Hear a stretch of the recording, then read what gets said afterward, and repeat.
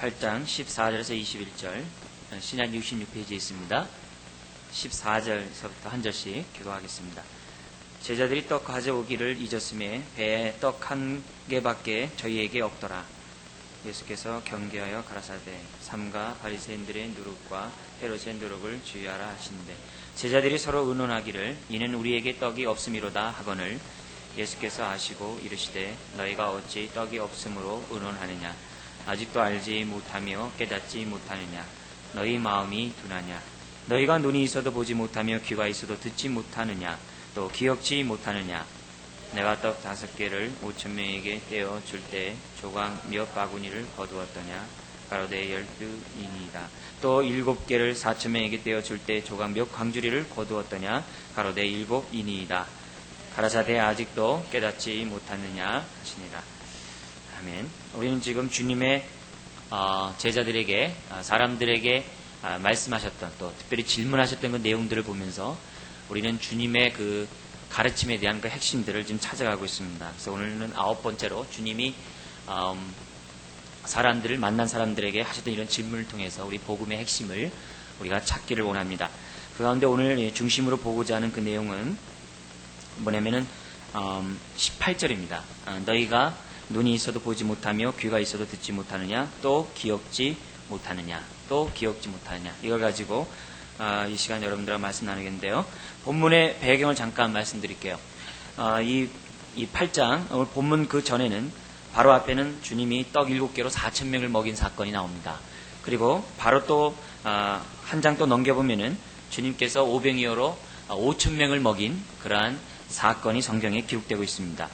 근데 우리 주님께서 이제 한쪽 지역에서 이제 다른 쪽 지역으로 이제 복음을 전하기 위해서 이동하게 되었습니다. 근데 그 이동하는 방법이 육로를 통해 이동하는 것이 아니라 그 당시 배가 편했기 때문에 배를 타고서 제자들이 이동하게 되어 있습니다. 그래서 베세다 지역으로 이동을 하는데 주님이 제자들에게 바로 이 배 타기 이전에 어떤 사건들이 있었냐면 바리새인들이 예수님 앞에 와서 표적을 구했습니다. 그랬을 때 우리 주님께서 그런 것에 대해서 아주 깊이 탄식하면서 왜 이렇게 표적을 구하냐 이런 말씀이 있었습니다. 그러면서 그런 거 아마 이제 연관성으로 우리가 이해하는 게 더 좋을 것 같은데요. 그러나 연관해서 우리 주님은 배에 타고 있는 제자들에게 누룩을 주의하라고 했어요. 누구의 누룩을 주의하라고 했습니까? 15절에 보면은 바리새인들의 누룩과 헤롯의 누룩을 주의하라고 했습니다. 근데 이 누룩이라는 것은 이 떡에 있는 거 아닙니까?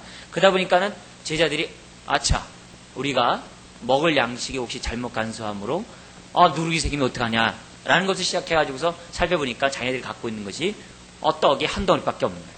그러다 보니까 예수님을 포함해서 기본적으로 13명 아닙니까? 13명이 떡 하나 가지고서 어떻게 되겠어요? 그러다 보면은 야 오늘 우리 또 이렇게 예를 들면 무슨 밥 먹기는 이제 틀렸구나. 어떡하냐. 벌써부터 배고파 오는 거죠. 그러면서 사람들이 여기서 보면은 16절에 의논했다라고 했는데 이 의논이 걱정하다 이 말이에요. 걱정했다. 야 이거 떡 하나밖에 없는데 어떡하지? 13분의 1 뭐 이렇게 뭐 여러 가지 뭐 생각을 아마 했겠죠. 그랬을 때 주님께서 가르치고자 하는 그러한 가르침의 의도와 제자들의 그 반응이 너무 다른 것을 보면서 우리 주님이 17절 18절에 참으로 이렇게 아주 심기가 불편한 그러한 표현을 합니다. 왜 이렇게 깨닫지 못하냐? 왜 이렇게 마음이 둔하냐? 그러면서 주님이 19절 20절에 두 가지 질문합니다. 내가 5,000명을 먹인 다음에 몇 바구니를 거두었느냐? 그러니까 대답은 잘해요. 10돌입니다. 4,000명을 먹인 다음에 몇 방울 거뒀냐? 그러니까 7입니다. 대답은 잘하는데 주님이 거기서 뭐라 그래요?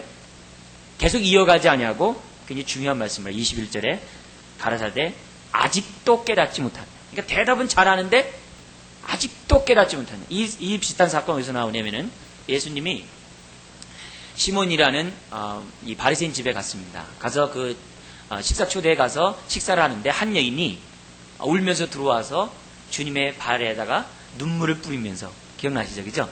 눈물을 뿌리면서 나중에 그 발을 갖다 뭘 닦습니까? 머리를 이렇게 닦는 그러면서 입 맞춘 사건 있지 않습니까? 그런 걸 보면서 주님이 그 당시에 식사는 우리가 이렇게 좌정해서 하는 게 아니라 이렇게 옆으로 기대거든요. 여러분 그 로마 영화에 나오는 거 보셨죠? 이렇게 옆으로 이렇게 기대가지고서 편안하게 이렇게 누워서 옆으로 하면서 이렇게 식사를 하고 있기 때문에 발은 저 뒤로 가 있죠. 그럼 주님의 그런 모습을 보면서 주변 사람들은 다 봤겠죠. 근데 그 여인에 대해서 그 동네 사람들은 아마 알았던 것 같아요. 그 여인의 그 신분에 대해서. 그랬을 때 사람들이 시몬을 비롯한 바리새인들이 수근수근 되는 거죠. 저가 지금 누가 발을 만지는지 알면 저렇게 가만히 있을 수 없을 것이다. 전 틀림없이 싹군일 것이다. 하나님 보낸 선지자는 아닐 것이다. 이런 얘기들이 막 오가는 거예요. 그랬을 때 우리 주님이 뭐라 그래요? 너는 내가 들어올 때 발도 씻어주지도 않고 입 맞추지도 않았지만 이 여인이 이렇게 했다 하시면서 뭐라 그래요? 어떤 질문을 합니까? 이 여인이 이렇게 하는 게 하면서 하나 비유를 들죠. 누가 탕감을 받은 사건을 얘기하죠. 우리 요즘을 얘기한다면 100만 원 빚진 거 탕감받은 사람하고 1억 탕감받은 사람에 누가 더 감사하겠느냐 했을 때 시몬이 뭐냐 대답을 잘해요. 1억입니다. 그래요. 그러면서 주님이 뭐라 그래요? 맞다. 마찬가지라는 거예요. 이가 더 사랑을 받았기 때문에 이렇게 행동한 것이다. 마찬가지입니다. 제자들이 뭐냐면 몇 방울 남겼느냐? 12입니다. 몇이냐? 7입니다. 그런데 왜 아직도 깨닫지 못하느냐?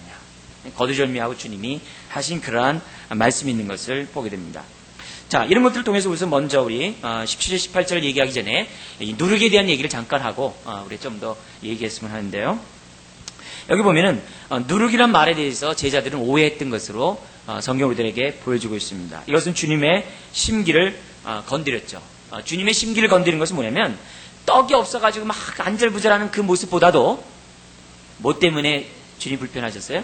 그들이 깨닫지 못하는 10절절인 것처럼 깨닫지 못하는 그 모습을 보면서 우리 주님이 마음이 불편하셨던 것을 보게 됩니다. 한마디로 여기서 그들이 깨닫지 못했다라는 말은 이렇게 이해하면 쉽습니다. 뭐냐면 예수님을 잘 알지 못했다. 그들이 예수를 믿고 예수를 따라간다고 하면서도 예수님이 누군지 모르는 거예요. 주님을 쫓아가고 그렇게 많이 이적을 보고 그렇게 많은 표적을 보고 그렇게 많은 기적을 봤음에도 불구하고 그들은 예수님에 대해서 잘 몰랐어요. 설령 알아도 단지 뭐예요? 몇 강주 남았느냐? 12강주입니다. 몇 강이 남았냐?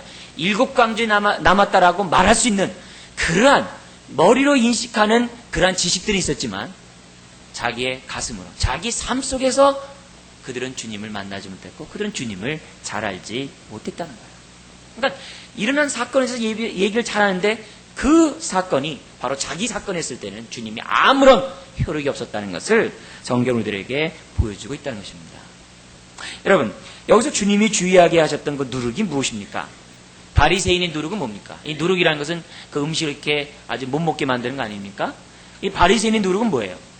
그들의 교훈, 그들의 가르침, 그들의 잘못된 그러한 가르침에 주의하라는 거 아니겠어요?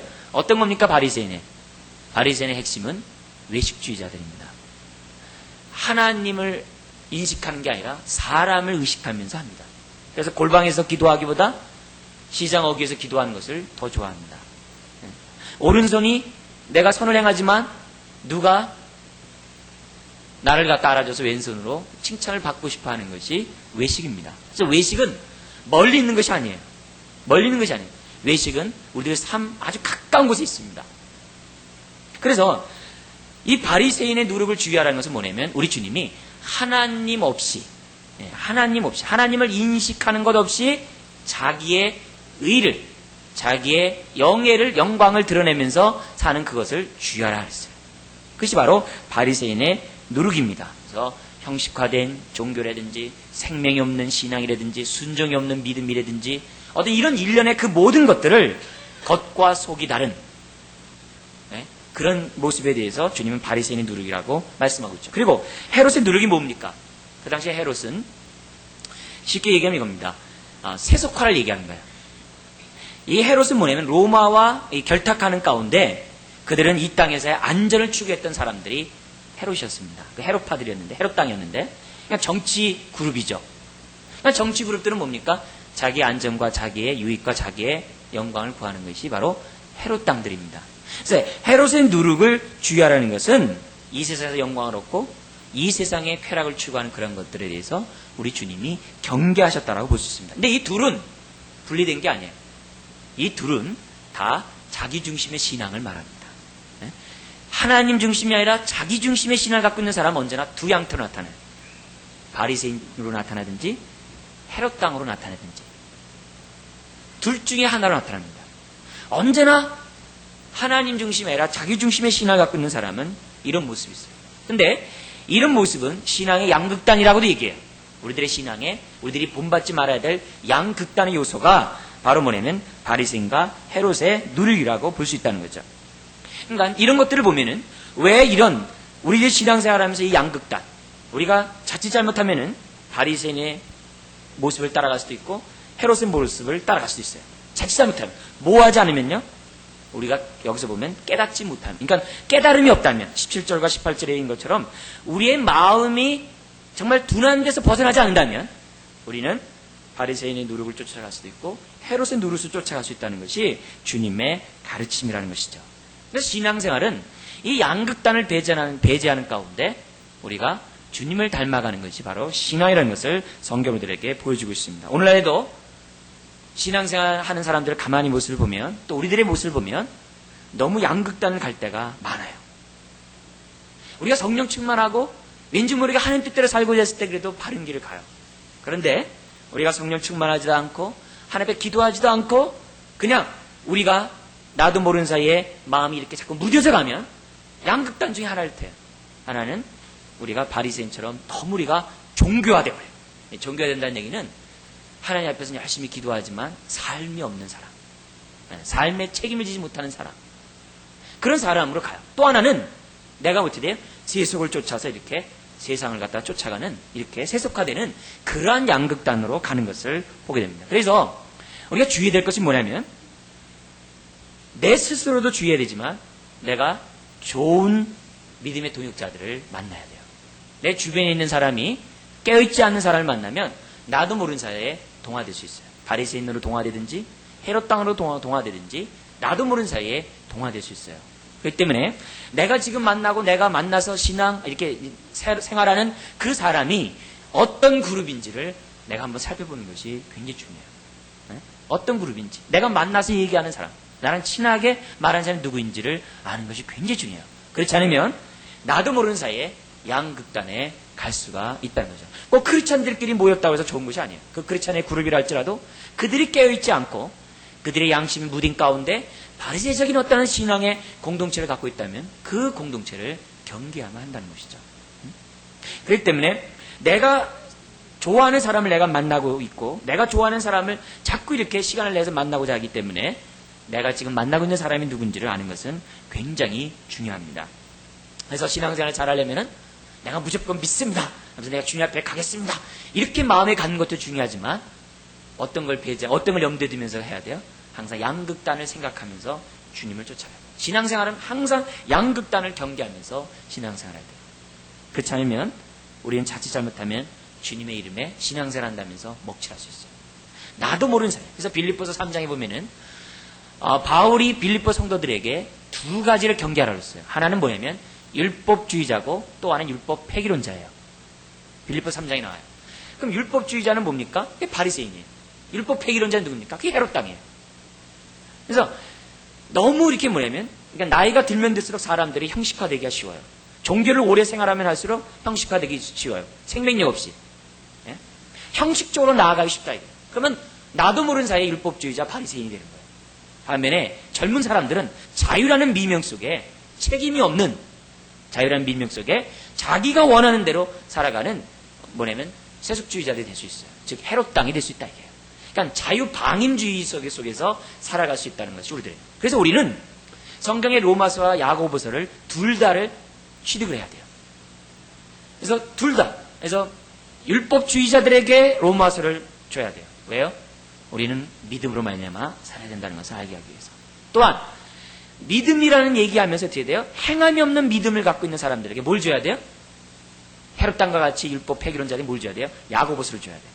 그래서 야고보서를 주면서 영혼이 없는 육신이 죽은 것과 같이 행함이 없는 믿음은 죽은 것이다. 이것을 동시에 줘야만 한다는 것이죠. 그래서 이 두 가지 양극단을 배제하는 가운데 로마서와 야고보서가 이렇게 만나는 그런 신앙을 갖고 있어야만 한다는 것이죠. 그렇지 않으면 우리가 예수를 믿고 주님을 따라간다고 하면서 주의 이름에 먹칠을 하게 할 수 있고 사람들에게 오히려 우리 때문에 사람들이 복음에 대해서 매력을 갖지 못하게 할 수 있다는 거예요. 그래서 사람들이 왜 예수를 안 믿느냐? 오늘날 사람들이 그렇게 복음을 많이 들었고 그렇게 많은 사람들이 예수 그리스도에 대한 소개를 들었음에도 불구하고 왜 예수를 믿지 않느냐? 크리스찬들 가운데 양극단 사람 때문에 그런 거예요. 율법주의자와 이런 율법 폐기론자, 바리새인과 헤롯 땅과 같은 양극단의 신앙을 갖고 있는 사람 때문에 그게 또 나의 모습일 수 있죠.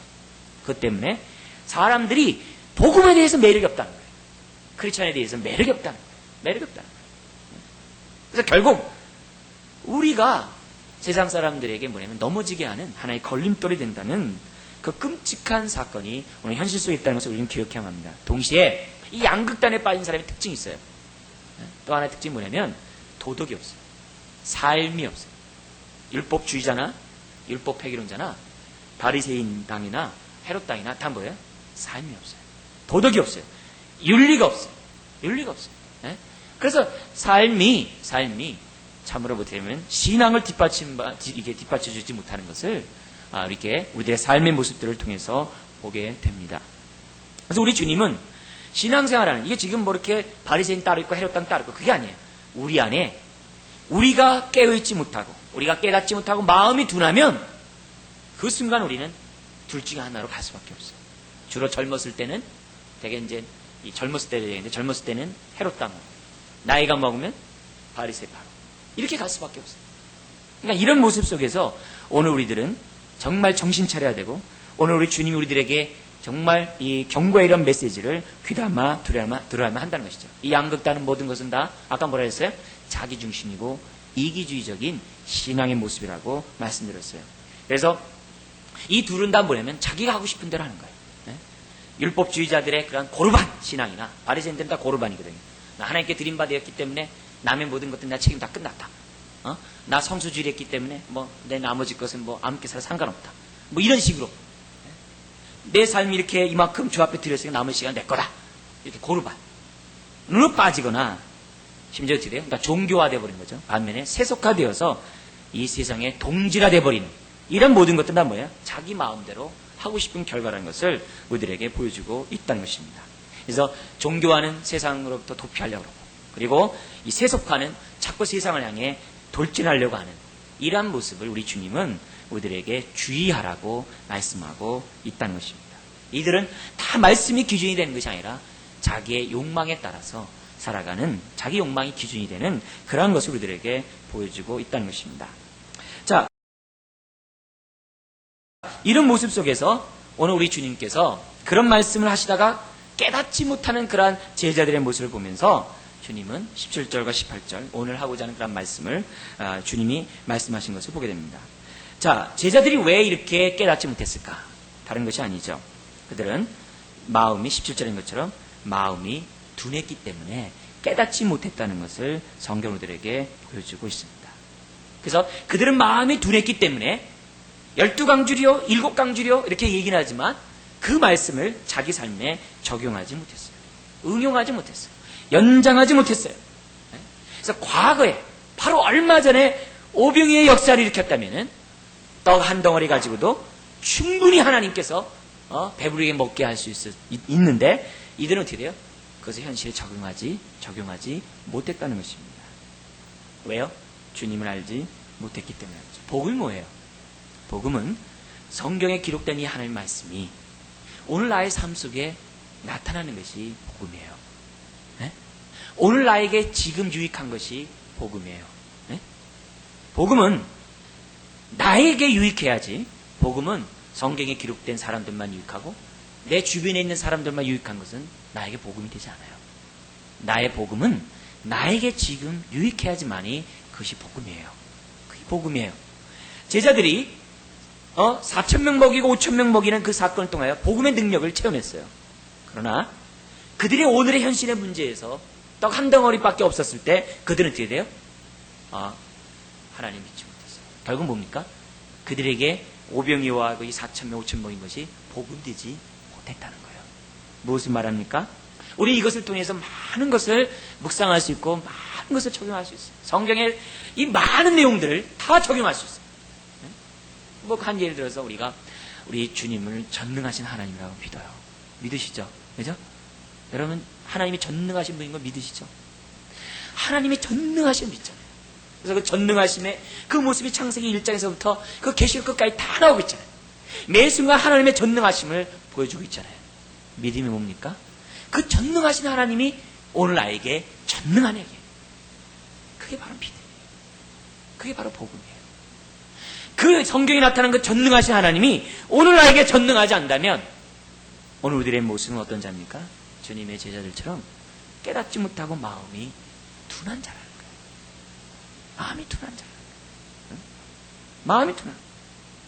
과거에 역사하셨던 그분이, 과거에 이스라엘의 백성이 문제를 해결하고 과거에 교회의 문제를 해결했던 그 하나님께서 오늘도 동일하게 전능하신 하나님께서 나의 문제를 해결해 준다는 이런 믿음을 갖는 것, 그게 바로 복음이라는 겁니다. 심지어 오늘 우리들의 삶의 모습에서 나의 일생을 한번 보세요. 우리가 지금 예수 그리스도를 믿는 사람이 아니라, 최근에 믿은 사람이 아니라 과거 예수를 믿은 사람이라고 한다면 다들 경험이 있어요. 어떤 경험이 있어요? 하나님이 살아 역사하셔서 나의 삶 속에 역사하셨던 경험들 다 있다고요. 없는 사람 없어요. 다 있어요. 왜요? 그것이 있기 때문에 회심을 했거든요. 그게 없다면 예수 믿는 사람이 아니겠죠. 우리는 하나님이 살아계시다는 것을 정말 뼈저리게 경험했던 경험들을 다 갖고 있어요. 신앙생활 어느 정도 하신 분들은 다 있어요. 그렇다면 과거에 역사하셨던 그 하나님이 오늘 나의 삶 속에서 역사하지 않느냐 이게. 그러니까 오늘 나의 모습에서 우리들은 스스로 결단을 해야 돼요. 내가 나의 현실 속에서 믿음의 반응을 할 것인지, 아니면 제자들처럼 내가 반응을 하지 못하는지. 반응하지 못하는 것은 다른 것이 아니에요. 뭐예요? 마음이 둔하기 때문에. 다른 거 없어요. 우리가 믿음의 반응을 하지 못하는 것은, 복음의 능력을 체험하지 못하는 것은 딴 거 없어요. 우리가 주님을 알지 못하기 때문에. 내가 믿는 주님을 잘 알지 못하기 때문에 응용하지 못한다는 것이죠. 그러므로 동시에 오늘 나의 삶 속에 여러 가지 문제 가운데 내가 있을 수 있어요. 여러 가지 고통 가운데 있을 수 있어요. 네? 그러나 우리는 중요한 것은 뭐냐면 그 고통과 그 문제 한가운데 계시는 주님을 볼 수 있어야 돼요. 내 문제의 가장 깊숙한 곳에 계시는 주님을 볼 수 있어요. 그리고 그 분 앞에 내가 믿음의 결단을 할 수 있어야 돼요. 이것이 바로 믿음을 갖고 있는 사람의 모습이라고 말씀드릴 수 있다는 거죠. 만약에 나의 삶 속에 있는 여러 가지 그 문제 속에 내가 우겨싸임을 당한다. 내가 거꾸로 뛴을 당한다. 많은 문제 속에 내가 고통을 당하고 많은 문제 속에서 낙심과 근심 가운데 있다. 그러면 나는 그 순간 오늘 우리 주님이 오늘 우리들에게 제자들이 하실 때 이 말씀을 그대로 들을 수밖에 없다는 사실을 기억해야 돼요. 그것은 뭡니까? 책망이에요. 왜 너는 깨닫지 못하냐? 왜 너는 마음이 둔하냐? 왜 너는 그렇게 주의하지 못하냐? 내가 언제까지 내가 너희 앞에 있어야 되냐? 이런 책망의 말을 우리는 들을 수밖에 없다는 것입니다. 본문의 책망은 제자로서 끝나는 것이 아니에요. 오늘 우리들에게 동일하게 주님이 주시는 책망의 소리로 들을 수 있어야만 합니다. 들을 수 있어야 돼요. 그러므로 여러분의 삶 속에서 여러분을 괴롭히고 여러분에게 정말 생각에서 떠나지 않는 그 문제에 대해서 여러분 다시 한번 오늘 주님의 시각을 가지고 여러분들 그 문제를 대하시기를 바랍니다. 제자들은 그좀 잘 깨닫지 못했어요. 왜요? 마음이 둔했기 때문에. 왜요? 주님을 잘 몰랐기 때문에. 그러나 동시에 이런 것도 있어요. 그들이 잘 알지 못하고 그들이 잘 깨닫지 못하는 그 이유는 뭐냐면은, 또 하나는 뭐냐면은 그들이 예수님보다, 예수님 잘 모르는 거죠. 예수님보다 현실이 더 컸기 때문이죠. 왜요? 떡의 문제는 당장 현실의 문제거든요. 당장 배고프거든요. 그러니까 당장 발등에 불이 떨어진 문제이기 때문에 그 문제 앞에 주님은 보이지 않는 거예요. 믿음이 뭡니까? 문제 앞에 주님을 볼 수 있는 것이 믿음이에요. 발등에 불이 떨어졌어도 주님을 볼 수 있는 그런 안목을 갖고 있는 사람이 믿음이고, 그 사람이 깨닫는 사람이고, 그 사람이 마음이 둔하지 않은 사람이에요. 그래서 우리 다니엘의 세 친구가 불못불에 떨어졌을 때 그들은 뭘 봤어요? 불못불보다 누굴 봤어요? 주님을 봤다. 그게 바로 믿음이에요. 그러나 주님을 보지 못하면 어떻게 돼요? 보지 못하면 내 마음이 둔한 자라. 심지어 18절인 것처럼 기억지 못하는 자라. 기억지 못하는 자라. 그러니까 오늘 현실 속에서 많은 문제 앞에 아둥바둥하고 그냥 뭐 이런 표현을 쓰면 어떤지 모르지만 막 그냥 난리치고 막 주변 사람들까지 이렇게 하는 그러한 모습. 더구나 내가 주님을 만났다고 한다면서 그렇게 한다고 한다면 그 주님을 만난 것은 과거일 뿐이지 오늘의 주님을 만난 모습은 아니라는 것을 우리는 기억해야 됩니다. 그러므로 오늘 현실 문제 속에서 내가 주님보다 현실 문제가 더 크다면 다시금 오늘 우리는 하나님 앞에 주님의 책망 소리를 들어야 되고, 나는 다시 한번 주님 앞에 회개해야만 할 것입니다. 오늘 나의 속에서 많은 근심과 걱정과 많은 사람들과 의논하는 그 내용이 무엇인지를 보고 내 이야기 중심에 주님이 있는지 없는지를 한번 이 시간 우리는 분명히 생각해보고, 만약에 주님이 없다고 한다면 우리는 하나님 앞에 회개해야만 한다는 것이죠. 우리 주님은 18절 우리 같이 한번 읽어볼까요? 너희가 눈이 있어도 보지 못하며 귀가 있어도 듣지 못하느냐. 또 뭐하지 못하느냐? 기억지 못하느냐. 응? 기억지 못하느냐. 오병이어나 그러니까 5,000명 4,000명 먹긴 사건을 기억하지 못하느냐. 이런 얘기겠죠. 그러므로 오늘 이 시간에 내가 지금까지 어떻든지 간에 우리 이 시간에 주님의 이 기억지 못하느냐라는 그 말의 의미를 여러분 잘 생각합니다. 그래서 여러분의 삶 속에 있는 문제와 여러분의 삶 속에 있는 그 고통에서 벗어나기를 주님 이름 부탁드립니다. 자, 그럼 첫 번째 우리 두 가지를 기억하기 원하는데 첫 번째는 뭐냐면 그 떡 없음을 의논하는 주님의 제자들의 모습을 보면서 주님이 하신 그 말씀은 뭘 기억하냐? 첫 번째는 뭐냐면 우리 주님은 우리 떡에 관심 많다는 걸 기억해야 돼요. 뭐냐면 우리 육적인 필요에 관심이 많다는 것을 기억하셔야 돼요. 응? 사람이 떡으로만 살 것이 아니라 하나님의 입으로 나오는 말씀을 산다고 해서 떡을 무시하고 말씀 그러는데요. 그것도요 조심해야 돼요. 네? 그 신앙이 좋은 것 같지만 그건 좋은 신앙이라고 볼 수 없어요. 그건 어떻게 보면 자칫 잘못하면 광신도가 될 수 있어요. 응? 떡도 필요하다는 얘기예요. 네. 그러나 우선순위 문제지 도 아니면 뭐 이런 개념이 아니에요. 네. 떡도 필요한 떡을 무시하는 신앙은 그렇게 건전하다 볼 수 없어요. 떡을 무시하는 신앙이란 말은 무슨 말이냐면 현실을 무시하고 삶의 문제를 책임지지 않는 사람은 바른 신앙을 볼 수 없어요. 우리 신앙은 현실과 괴리돼서는 안 돼요. 현실을 잃어버리면 안 돼요. 잃어버리는 순간 바리새인 누룩같이 될 수 있고 헤롯 당의 누룩같이 될 수 있어요. 우리 주님은 떡에 관심이 있어요. 네? 떡에만이 아니겠죠, 그죠? 떡에 관심이 있어요. 우리가 떡이 없이 살 수 없다는 것을 주님은 잘 아세요. 네? 여러분 아무리 신앙 좋다 하더라도요 먹을 게 없어 보세요. 네? 먹을 게 없다면 한 달간만 먹을 것 없어 보세요. 굶어 보세요. 여러분 하나님에 대해서 내가 죽으면 죽이라고 하는 사람 과연 몇 명 나올까요? 네? 또 여러분이 암에 걸려 보십시오. 예를 들어서 암병에 걸려 보십시오. 암병에 걸려가지고 자꾸 이렇게 시름시름 여러분들 해보십시오. 많은 경우에 사람들이요 하나님에 대해서 따지고요, 하나님에 대해서 원망하고요, 하나님 앞에서 엉엉 울어 제끼지, 예? 그렇게 뭐냐 그 가운데서 이렇게 찬양하는 사람 그렇게 많지 않아요. 예? 저 하신 분이 아니에요. 하나님은 내가 그럼 예를 들어서 나에게 문제가 있어요. 많은 문제 앞에 내가 엉엉 우는 것을 다 아세요. 예? 엉엉 운다고 뭘 할 분이 아니에요. 오히려 엉엉 우는 분에게요 정말 사랑하시는 분이에요. 왜요? 엉엉 울면 자기를 알거든요. 엉엉 울면 내가 이 정도밖에 안 된 내가 알거든요. 엉엉 울면서 자기 지난날의 신앙의 모습 다 돌이켜보거든요. 울면 울수록 막 그래요. 그런데 나중에 시끄러 울다 보니까 어떻게 돼요? 아, 그래도 하나님은 살아계시지. 그래도 하나님은 전능하신 하나님이시지. 그래도 하나님은 나의 아버지시지. 이런 믿음을 갖게 된다는 거예요. 그래서 운 다음에 갖는 그 신앙이 그게 정상적인 신앙이지. 내가 어려운 일 있을 때 막 놀래지도 않고 막 울지도 않고 막 그냥 그 즉시 할렐루야 이렇게 하는 사람이 있다고 하면요 정말 그 하나님이 특별히 보낸 선지자 아니면 진짜 저기 하얀 집에 갔다 와야 돼요. 네? 우리들의 그런 신앙은 그렇게 저거한 게 아니에요. 우리가 고통이 있을 때 우리는 울게 돼 있어요. 여러분 엘리야 같은 선지자 보세요. 그렇게 큰 능력을 베풀었는데 이세벨이 죽이려고 하니까 어떻게 돼요? 가서 엉엉 울잖아요. 하나님 나 죽여주세요 그러잖아요. 나 더 하고 싶지 않습니다. 엉엉 우니까 어떻게 돼? 하나님이 어떻게 돼요? 먹을 것 주니까 어떻게 돼요? 기력이 회복하잖아요. 왜요? 엘리야가 안 먹고 도망쳤거든요. 피곤했거든요. 그러니까 뭐예요? 떡을 없이 지나갔거든요. 그러니까 떡 먹으니까 어떻게 돼요? 엘리야가 힘을 갖고 주님의 세미한 음성 가운데 어떤 사역을 해요? 사역에 전환을 합니다. 이게 뭐냐면 선지생돈들을 훈련시키는 그 사역으로 집중 사역한 것을 보게 됩니다. 무슨 말입니까? 우리들의 삶 속에서 고통이 있을 때 운다는 것을 하나님이 다 알아요. 다 알아요.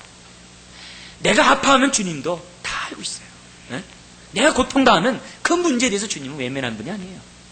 이걸 무시하면 안 돼요. 무시하면 안 돼요. 구원이 뭡니까? 전인격적으로 구원받는 것이 삶의 필요를 공급받는 것이 다 구원입니다. 구원에 대해서 우리는 오해해서는 안 됩니다. 하나님은 우리 주님은 나의 삶의 문제에 깊은 관심이 있어요. 나의 가정의 문제, 직장의 문제, 장래 문제, 내 개인의 문제 우리 하나님은 아주 굉장히 깊은 관심을 갖고 있다는 것을 성경 우리들에게 보여주고 있다는 것이죠. 그러므로 주님이 안다는 얘기는 뭐예요? 그 문제 해결하기를 원하신다는 것입니다. 주님은 떡의 문제가 해결되지 않으면 신앙생활을 못한다는 것을 우리보다 잘 알고 있어요. 떡 문제가 해결되지 않으면 정상적으로 신앙생활하지 못하는 것 우리 주님이 잘 알고 있어요. 그래서 우리 주님은 떡 문제를 해결하기를 원하신다는 거예요. 여러분, 부활하신 주님께서 디베랴 바닷가에서 고기를 잡는 7 제자들에게, 밤새 고기 잡은 제자들에게 주님이 하신 일이 뭡니까? 말씀을 가르치려고 강대산 준비했습니까? 아니죠. 뭐예요? 숯불에 떡을 구우시고 그들이 잡은 고기를 가져오라고 하셨잖아요. 왜요?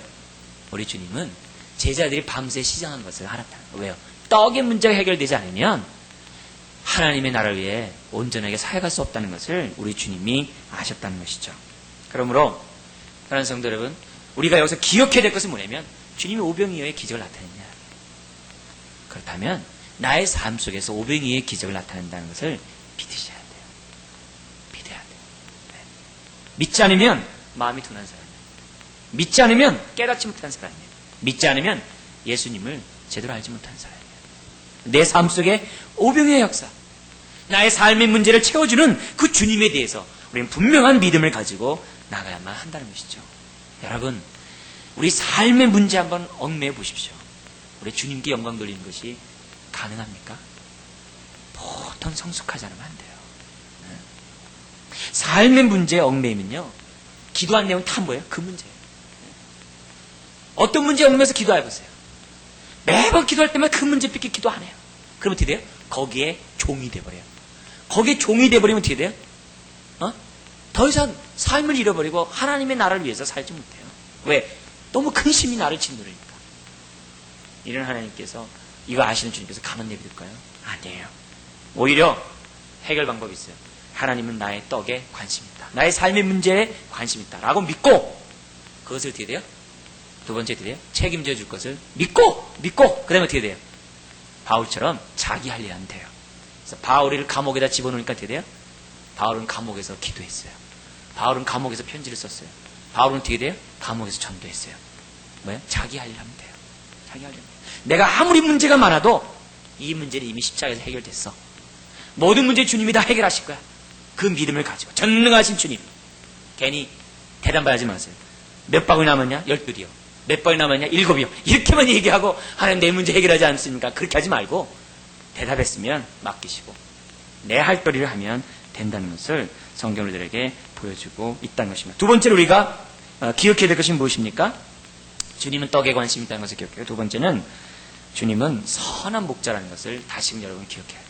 네? 그러니까 떡 문제에 대해서 이 두 얘기가 같은 얘기지만 우리가 논리적으로 우리가 같은 얘기지만 우리가 구분해서 좀 생각해 볼 필요가 있어요. 떡에 관심이 있다는 것이 첫 번째고, 두 번째는 우리 주님은 선한 목자라는 것이죠. 사람들이 이 주님이 선한 목자에 대한 그 개념을 신앙의 수준에 따라서 누립니다. 네? 제가 숫자 얘기를 자꾸 하는데요. 100의 신앙을 갖고 있는 사람은 선한 목자로부터 100만큼만 누림을 갖습니다. 내 신앙 수준이 만이면 만만큼의 선한 목자의 혜택을 봅니다. 내 신앙이 10이면 10밖에 안 돼요. 그러나 여기서 우리가 분명히 기억해야 될 것은 우리 주님은 선한 목자였을 때 이 선한 목자는 나의 삶의 모든 영역에서 진짜 앞으로도 영원토록 나의 모든 문제를 책임져 주시는 선한 목자라는 사실을 우리 이 시간 분명히 기억해야만 합니다. 제자들이 믿음 없는 행동을 했던 이유가 무엇이라 했습니까? 17절 18절에 그들의 마음이 둔했기 때문이라고 했습니다. 여기서 여러분들 분명히 알아야 할 것은 뭐냐면 마음은 우리가 은혜를 받았어요. 그래서 마음이 이렇게 깨끗해졌어요. 깨끗한 그 마음을 가만히 내비두면 그 깨끗함이 계속적으로 지속되는 것이 아니라는 거예요. 네? 우리들의 마음이 예수를 믿고 은혜를 받고 내 마음이 깨끗했어요. 또 심지어 내가 지금 회개를 함으로 깨끗해졌어요. 근데 이 깨끗한 마음이 가만히 있으면 깨끗함은 지속되고 유지되느냐? 아니라는 거예요. 우리의 마음은 언제든지 더러워질 수 있고 언제든지 둔해질 수 있다는 사실을 기억해야 돼요. 우리가 정말 한 발자국이라도 주님 앞에 나아가지 않으면 우리의 마음은 언제든지 둔해지고 언제든지 더러워질 수 있다는 것을 기억해야 돼요. 마치 이것은 저와 마찬가지 원리예요. 뭡니까? 우리가 예를 들어서 자전거를 타는데 자전거를 막 타는데 페달을 밟아야지만이 자전거 앞으로 가요. 신앙생활은 페달을 밟는 거예요. 근데 페달을 밟다가 페달을 멈춰버리는 순간 어떻게 돼요? 자전거는 더 이상 달리지 못하고 넘어질 수밖에 없어요. 마찬가지입니다. 우리의 마음은, 우리의 신앙은 날마다 하나님의 안가에서 뛰어가야 되지. 그렇지 않으면 우리는 그 순간에, 멈추는 순간에 더러워질 수 있고 둔해질 수 있다는 것을 우리는 기억해야 된다. 만약 이것을 잘 알지 못하면 우리는 스스로 속을 수 있다는 것입니다. 우리가 날마다 세수를 해야 되듯이 날마다 주님 앞에서 우리는 씻음을 받아야 된다는 것을 우리들은 성경으로 우리들에게 보여주고 있습니다. 여러분, 대체적으로 어떻게 할 때 마음이 둔해게 됩니까? 하나님 앞에 나아가지 않을 때 우리가 마음이 둔해지죠. 그걸 갖다가 어떻게 얘기해 주로? 예를 들면 말씀에 불순종하거나 또 자라가지 않거나 그리고 회개 없는 삶을 살아갈 때 사람들은 그 마음이 둔해지게 되는 거죠. 이 둔한 마음은 저절로 깨끗함이 되어진 것이 아니에요. 하나님 앞에 나아가고 하나님의 은혜를 체험할 때 깨끗함을 받을 수 있고, 특별히 17절의 말씀을 또한 21절의 말씀과 연관해서 우리 여러분들이 알아야 될 것은 뭐냐면 하나님의 말씀을 깨닫고 과거에 역사하셨던 하나님이 오늘 이 시점에 역사한다는 사실을 깨달을 때 그런 깨달음이 있을 때 바로 복음의 역사를 체험할 때 바로 그 심령이 깨끗할 수 있다는 것을 성경들에게 보여주고 있다는 것입니다. 이사야 40장 11절에 이런 말씀이 있습니다. 그는 목자같이 양무리를 먹이시며 어린 양을 그 팔로 모아 품에 안으시며 젖먹이는 암컷들을 온순히 인도하시리로다. 왜요? 우리 주님은 사람 목자이기 때문에. 그분은 시편 23편에 있는 것처럼 음침한 골짜기를 우리가 간다 할지라도 주께서 우리를 갖다가 보호해 주시는 선한 목자라는 것을 우리들에게 보여주고 있다는 것입니다. 그러므로 사랑하는 성도 여러분, 이 시간에 다시 한번 결단을 여러분들에게 촉구를 합니다. 우리는 선택의 기로에 있습니다. 내가 이런 선한 목자이신 주님 앞에 내 인생을 맡길 것인가?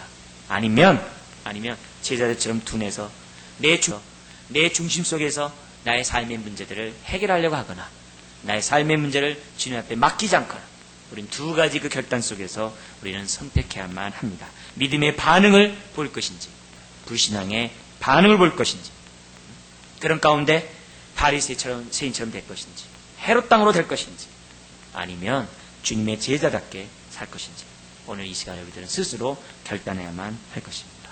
사랑하는 성도 여러분, 어떠한 삶을 살기를 원하십니까? 우리 주님의 책망 듣지 않는 그런 결단의 삶을 살기를 주님의 부탁드립니다. 네, 기도하겠습니다. 아버지 하나님, 주님의 책망은 여전히 이 시간에도 거듭거듭 계속된 것을 우리가 보게 됩니다. 제자들의 책망 들음은 바로 우리들의 책망 들음이라고 고백하지 않을 수 없습니다. 전능하신 하나님,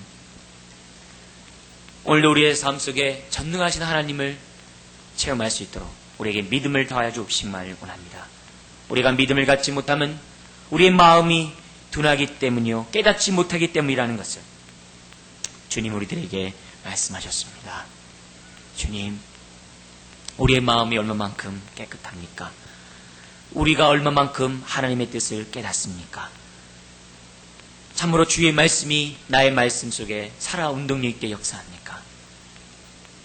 주님, 우리가 앵무새처럼 12강줄이 7강줄이 남았다라고 하나님의 말씀을 외우면서도 삶 속에 아무런 효험이 없다면 무슨 의미가 있겠습니까?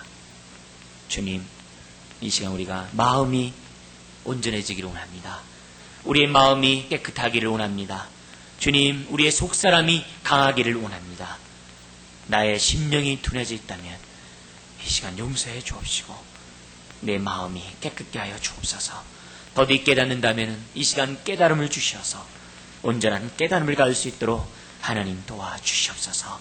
주님, 깨닫지 못하면 우리는 바리새인 헤롯 땅처럼 살아갈 수밖에 없는 것이 우리들입니다. 주님, 나의 지난날의 삶들 용서하시며 다시금 주님의 보혈 앞에, 주의 말씀 앞에 바짝 나가서는 우리 모든 인생들 될 수 있도록 하나님 축복하여 주시옵소서. 믿사오며 예수님의 이름으로 기도드리옵나이다. 아멘.